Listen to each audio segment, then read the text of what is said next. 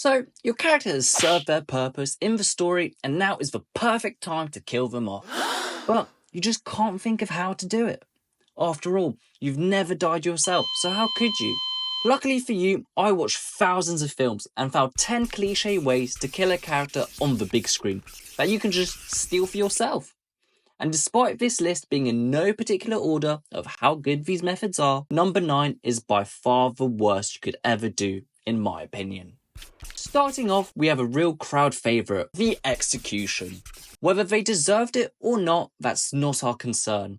These can range from beheadings, hangings, or more recently, through firing squads.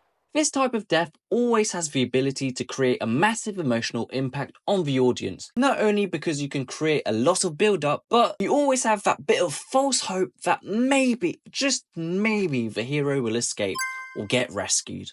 The most famous example, I think, being Ned Stark in Game of Thrones. For a more, let's say, down-to-earth method, we have falling off from a significant height. You can have falling from a collapsing building, getting pushed off by a bad guy, or even falling from a house roof if you just happen to land badly. Sometimes you might even be caught by Spider-Man just before you hit the ground, but the physics still won't let you beat the sequel. This can always be a rather simple and dramatic method, as it's easy to orchestrate and no one wants to imagine their character as a puddle of organs. We have a rapper's worst nightmare when freestyling on stage, and that is choking. But this is often due to some sort of poisoning or allergic reaction. Correct me if I'm wrong, but I don't think there's a single film where someone actually dies from choking on like an apple or a Lego piece. Poisoning is always worth your time if you want to make a death a sudden reveal, as the poison always appears to take however long is convenient for the plot to start working. I know you catched me, Mr. Bad Guy, and there's no way out, but last Tuesday I put a drop of snake venom into your baguette, and according to my calculations, you have 10 seconds to live. So, you lose. Finally, we have a peaceful one that the bad guys will never ever have. That is, simply dying with old age. Not much to say about this one, it's normally used for the mentor figure and to get rid of the training wheels for the protagonist. An example of this being Yoda in Star Wars, where he just fades away. If this is how you would like to go, or you are enjoying this video, do give it a like. A dependable method to ensure the character goes out with a bang, an explosion.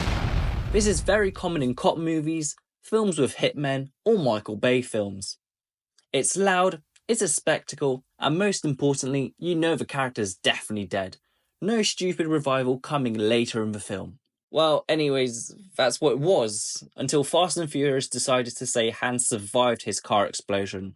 But everyone knows that franchise makes up its own rules. A normal example of a classic explosion can be the one from Superman, where everyone in court gets blown up by Lex Luthor.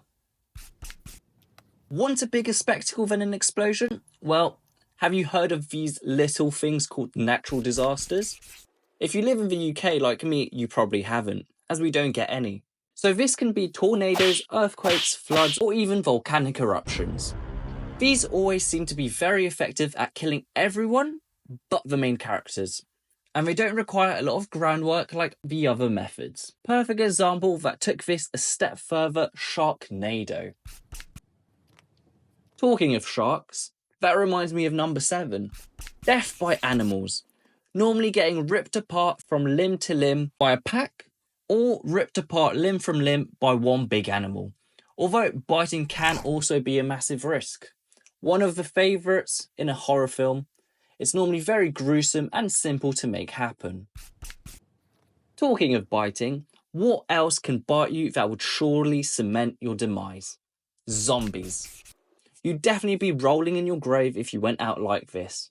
They can be fast, slow, crawling on the floor, but they all work the same. If they bite you, you have just enough time to hide the bite until someone notices it before you turn. Only catch with this is you can only do this in a zombie film.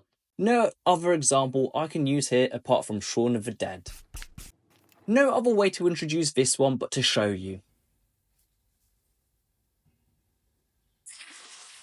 Yes, is the off-screen death. So intriguing, is it not? Why bother showing us someone died if you can just tell us they died off screen? This is normally done because 1. There was not enough budget to make what they described, 2.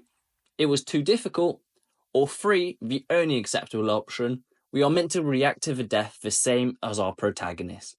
The perfect example of this being the Bridge to Terabithia, where I bet you cried just as much as the kid when you found out. Now, before the final one, there are so many more ways a character can be killed. So let me know how you would want to be killed off if you were in a film. And you can't say old age because that's just boring. So as number 10, we have the way I would go, and that is the most honourable one, the sacrifice. Whether it's sacrificing yourself to save the person or saving the world, you cannot tell me you wouldn't feel cool flying a plane into a mothership to save the human race, just like in Independence Day. This always ensures your hero is remembered as a badass, and it's always very useful if you want a bad character to redeem themselves. These are just examples of how characters are killed off in films, but what actually makes a character death good? If I don't get killed off screen, I'll answer that question in this video here. But in the meantime, YouTube knows you'll like this video that I also made.